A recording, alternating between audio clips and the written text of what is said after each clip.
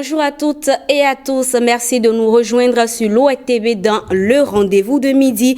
Toutes nos excuses pour ce retard accusé dans le démarrage de l'émission du jour. Malheureusement, on n'aura pas assez de temps pour approfondir les échanges ce midi.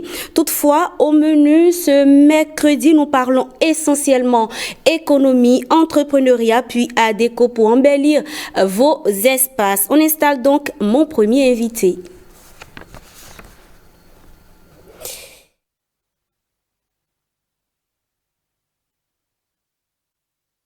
Mon premier invité qui est déjà installé dans référence du jour qui reçoit pour vous Alida Arwandjinou. Alida, bonjour. Bonjour. Comment vous allez? Je vais super bien. Et vous? Et ça va très bien. En face de vous, la charmante Jennifer Sativi. Jennifer, bonjour. Bonjour Rebecca, un plaisir de te retrouver pour ce numéro de Rendez-vous de midi. Bonjour également, chers téléspectateurs qui ont déjà eu l'occasion de me voir. C'est sûr. Alors Alida Arwandjinou, vous êtes entrepreneur dans le domaine de la biotechnologie alimentaire et aromathérapie, c'est bien ça, hein? Oui. Qu'est-ce qui vous a poussé vers l'entrepreneuriat? Pourquoi le choix de l'entrepreneuriat? Alors, merci Rebecca.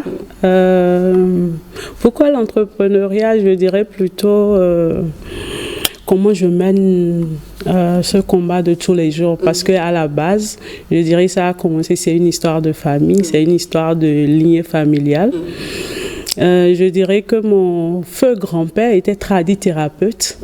Et pour l'histoire, il a demandé à mon père de moderniser tout ce qu'on avait comme tisane traditionnelle. Et mon père a commencé l'industrialisation et la modernisation. Donc, sincèrement, tout mon parcours, les études et tout étaient tracés. C'était clair, quoi. D'accord. Oui, donc c'est ça. C'est pour ça que je suis là. C'est pour ça que je me bats tous les jours. C'est pour ça que je suis femme entrepreneur. Vous êtes dans le domaine de l'entrepreneuriat depuis combien d'années déjà? Je vais dire plus de 17 ans. Plus de 17 ans. Oui. Et je suppose qu'au cours de ces 17 années, vous avez rencontré beaucoup de challenges.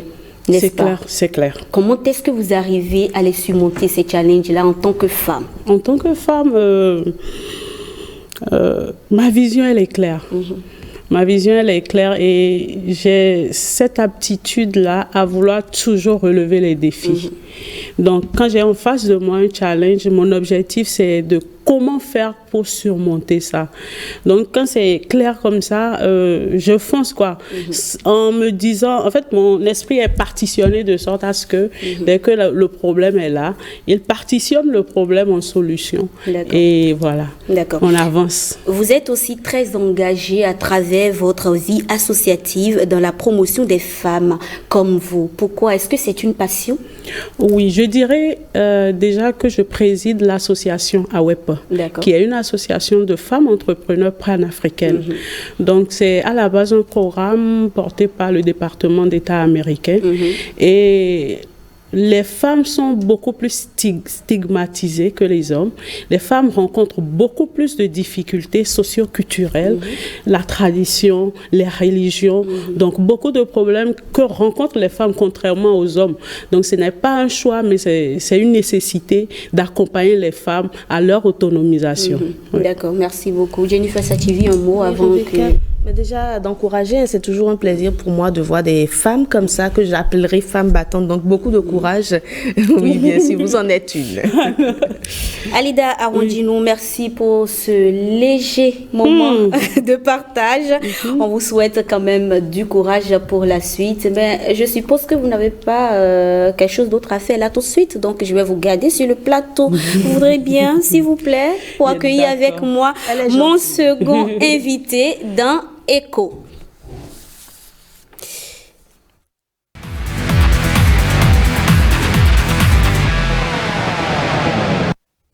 ECHO, la deuxième rubrique de ce midi, fait partie de nos innovations pour le compte de la saison 5 de votre émission, le rendez-vous de midi. Dans la rubrique ECHO, nous allons aborder des thématiques que vous entendez au quotidien, que vous lisez même, mais dont le véritable sens vous est peut-être inconnu. Avec un expert chaque mercredi, nous allons décrypter certains mots du dictionnaire de l'économie pour votre plaisir. Alors, bonjour. Bonjour, madame. Comment vous allez? Ça va bien. La troisième et dernière session ordinaire de l'Assemblée nationale pour le compte de l'année 2023 s'ouvre ce mardi 31 octobre 2023. Cette session sera consacrée à l'étude et au vote du budget général de l'État, exercice 2024. Budget, c'est donc le mot que nous allons essayer de comprendre ce midi avec Elvis Kemao Adoukonou. Bonjour. Bonjour. Bonjour, je suis tentée de dire, vous êtes diplômé en administration des finances et du trésor et avec vous, on parle de budget. Budget, c'est quoi? Oui, bon, je dirais que le budget, c'est un plan financier qui établit la manière dont une personne, une famille, une entreprise ou une organisation prévoit de gérer ses revenus ou ses dépenses au cours d'une période donnée. Donc, c'est ça la définition simple d'un budget. D'un budget. Oui. Et quand on parle maintenant de budget de l'État? Oui, le budget de l'État, ça se rapporte évidemment à l'État, plus précisément à l'exécutif. Donc, c'est en gros le budget des ministères et des institutions d'État. Et bon, comme définition, on va dire que c'est l'ensemble des comptes qui définissent ou qui décrivent les ressources et les charges de l'État, voilà. Pour le compte d'une année? Pour le compte d'une année, voilà, une année budgétaire, comme on l'entend, qui court du 1er janvier au 31 décembre. Donc voilà. Jennifer Sativi, je sais que vous vous intéressez beaucoup à ce secteur-là, Oui, l'économie. justement. Est-ce que vous avez quelque chose à ajouter par rapport au budget de l'État? Je pense que tout a été dit, tout a été dit. Le budget qui est différent un tout petit peu dans ce contexte-là. Je pense que les explications ont été données. J'ai rien ajouté, Rebecca. Merci beaucoup. Alors, Elvis, j'aurais aimé qu'on aborde également la loi de finances, mais on donne rendez-vous pour la semaine prochaine. Le mercredi prochain, on va pouvoir en parler. J'espère que vous serez encore sur ce plateau avec nous. Jennifer Sativi, Femme en vogue. Absolument, Femme en vogue, je dirais c'est la nouvelle rubrique qu'on apporte pour cette saison. Est-ce qu'on peut y aller tout de suite déjà? On y va. D'accord. Alors, nous allons montrer une photo avec la complicité de la réalisation et vous allez me dire si ça vous dit quelque chose. Tous les invités, vous la voyez? Ça vous dit quelque chose? Très peu. Très peu. Voilà, justement, c'est quelqu'un qui n'est pas beaucoup connu, mais qui devrait l'être, parce que tenez-vous, Rebecca, c'est bien Marie Dorego, une personnalité publique béninoise, et c'est l'épouse de Feu Hubert Maga, le premier président de la République. Donc, la toute première. Voilà, la toute première dame du Bénin, Marie Dorego, qui est née le 12 mars 1914 à Ouida. Elle est la fille de Claudio Dorego et de Antoinette Dorego. Un petit coucou à ces familles-là qui nous suivent. Donc, je le disais, elle est l'épouse de notre premier président du Bénin, qui était le Dahomey à l'époque, juste après la cession à l'autre indépendance. Elle fait sa scolarité, je reviens à Marie Dorego, primaire et secondaire à Porto Novo, chez l'une de ses grandes sœurs. Et ensuite, sa carrière va décoller. De quelle façon? Elle est infirmière et elle prend départ pour Dakar en 1934, où elle fait une formation à la section sage-femme de l'école de médecine AOF, qui est l'école de médecine de l'Afrique occidentale française, fondée en 1918, devenue école préparatoire de médecine et pharmacie de Dakar, puis de médecine et de pharmacie en 1958. Tout ceci, Rebecca, pour dire qu'elle s'est faite former dans un centre de qualité et par des moindres, une école de référence, comme on le dit. Elle obtient son diplôme d'infirmière visiteuse. Quand on parle d'infirmière visiteuse, on ne connaît pas ce thème aujourd'hui, mais à l'époque, il s'agissait d'un métier qui consistait non seulement à dispenser les soins d'infirmiers courants, comme on en retrouve aujourd'hui, mais également à faire des accouchements, assurer la consultation des nourrissons, c'est-à-dire être à la fois médecin, sage-femme, pédiatre, aller visiter les médecins, les malades à domicile, leur dispensant les premiers soins, assurer également l'éducation hygiénique des malades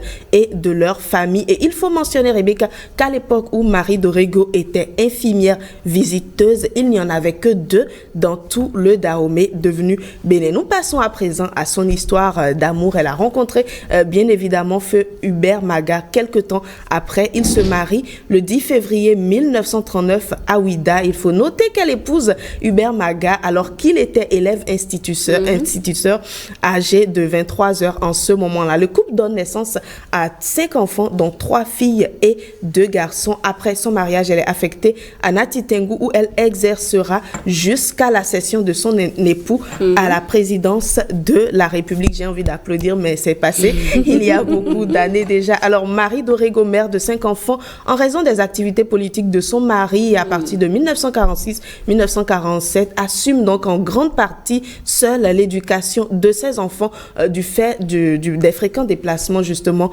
du père qui était président à l'époque. Mais ce qui est intéressant, et je sais que vous allez aimer ça parce que vous aimez les femmes battantes, je suis sûre que madame également, ce qui est intéressant, c'est que cette première dame du Bénin ne reste pas les bras croisés. Oui, je vous vois un peu fermer l'œil, je sais que vous aimez ça.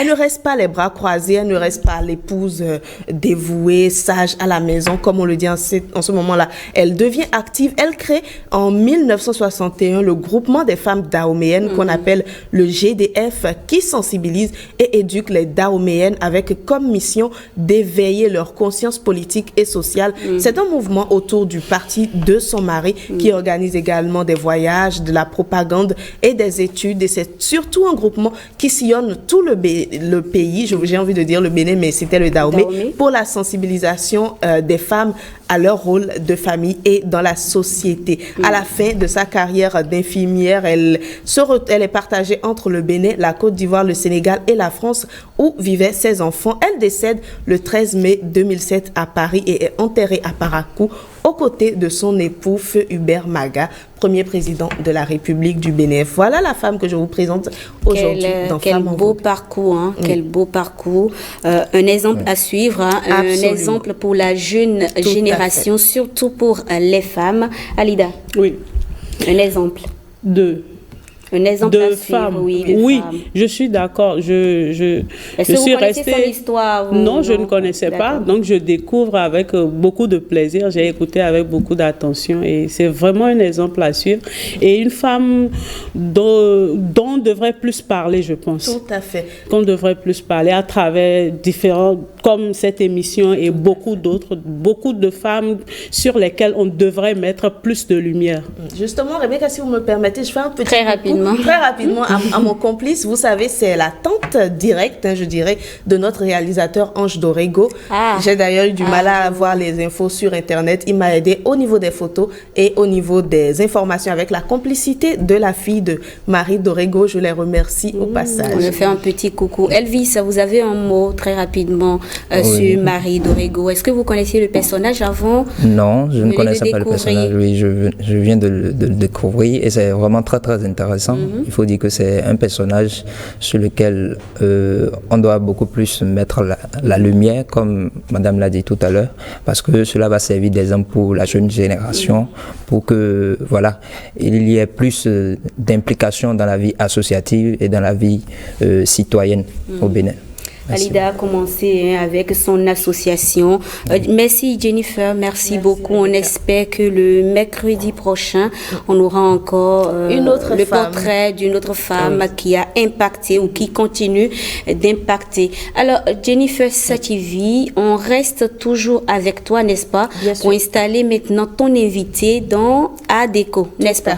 ADECO, merci de vous installer. Merci de nous rejoindre sur ce plateau. Jennifer, on parle de quoi ce midi dans ADECO? On parle d'aquarium. Mesdames, messieurs, on n'en a jamais parlé. On a fait beaucoup de déco, mais vous vous rendez compte, on va dans des endroits où on découvre l'aquarium. Moi, en tout cas, personnellement, quand j'en vois, ça attire toujours mon attention. Donc, on va parler de l'aquarium et de son rôle et son apport dans un environnement. D'accord. J'en parle bien évidemment avec mon invité. Bonjour. Bonjour. Comment allez-vous?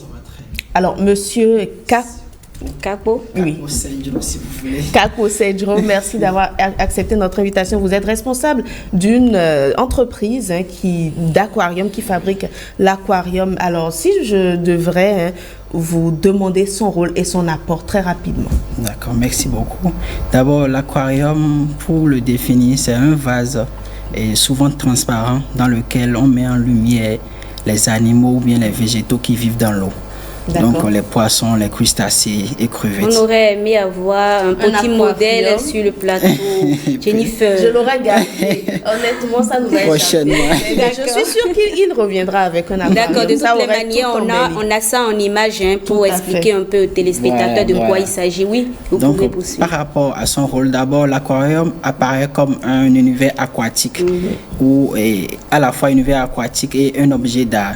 Donc, l'aquarium aujourd'hui est reconnu comme un objet qui peut vous déstresser. Donc, si vous êtes stressé, ça vous libère le stress. Vous voyez, ça réduit aussi la pression artérielle. En bon? Oui, Le simple fait de regarder. de regarder. Parce que ça apaise, c'est ça? Voilà, ça apaise. Le simple fait de regarder le mouvement des poissons dans l'eau. Le simple fait aussi également d'écouter le son de l'eau.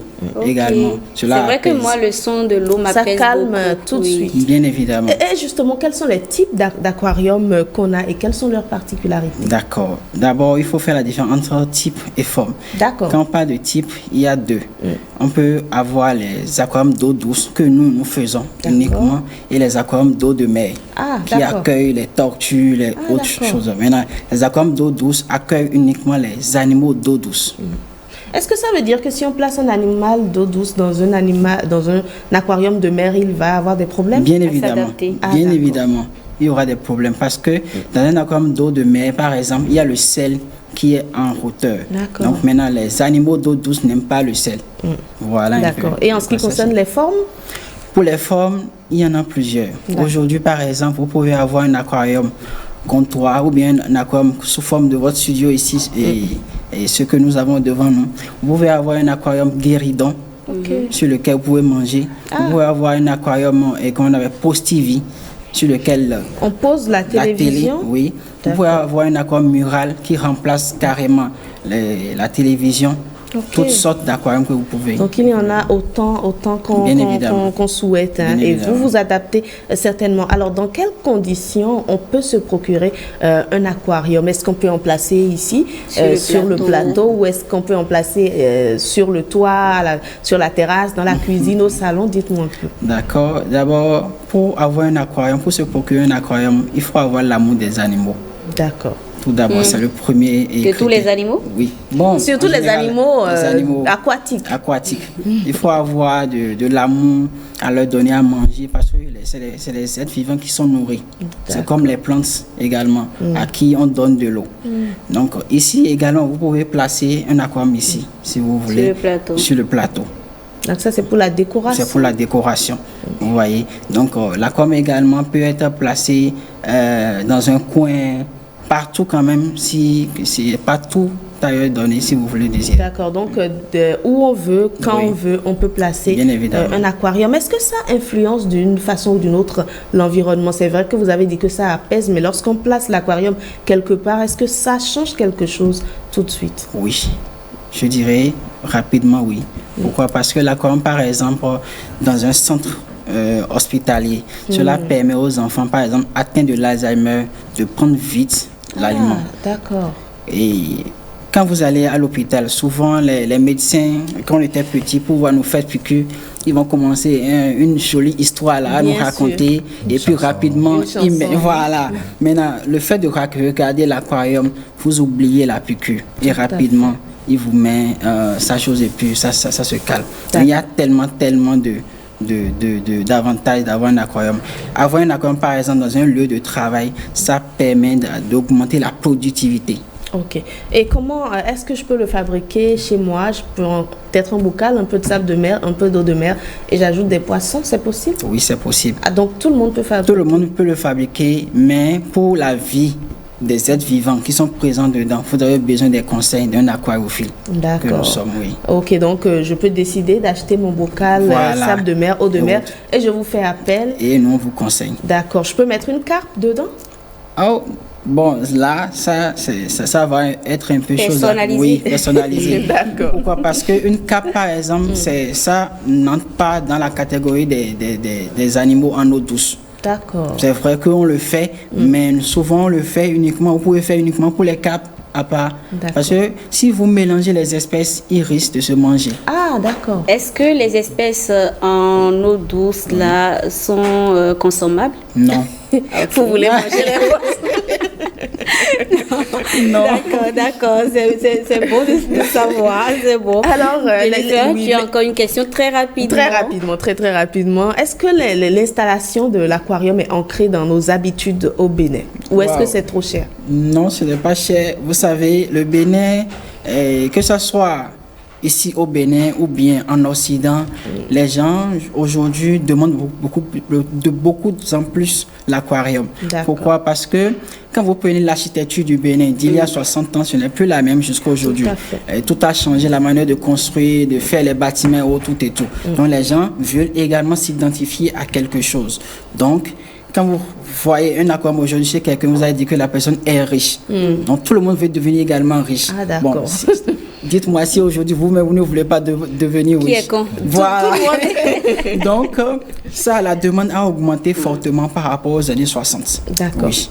Ok, c'est tout pour moi, Rebecca. Peut-être que vous voulez en commander un? Oui, ça allait intéressant, pourquoi pas. En tout cas, je sais à qui demander si jamais l'envie me prenait. Il n'y a pas de souci. Merci beaucoup, Jennifer Sachivi. Merci, Monsieur Capo, pour ce moment de partage. Elle a été brève, mais j'espère que vous avez pu retenir quelque chose. C'est déjà donc la fin de votre émission du jour, le rendez-vous de midi. Retrouvez dès demain Yasmine Damata à partir de 12h. Mais en attendant, ne changez pas de position. Le JT, c'est dans quelques minutes avec Ghislaine Adimi. En attendant, prenez soin de vous. Bye bye.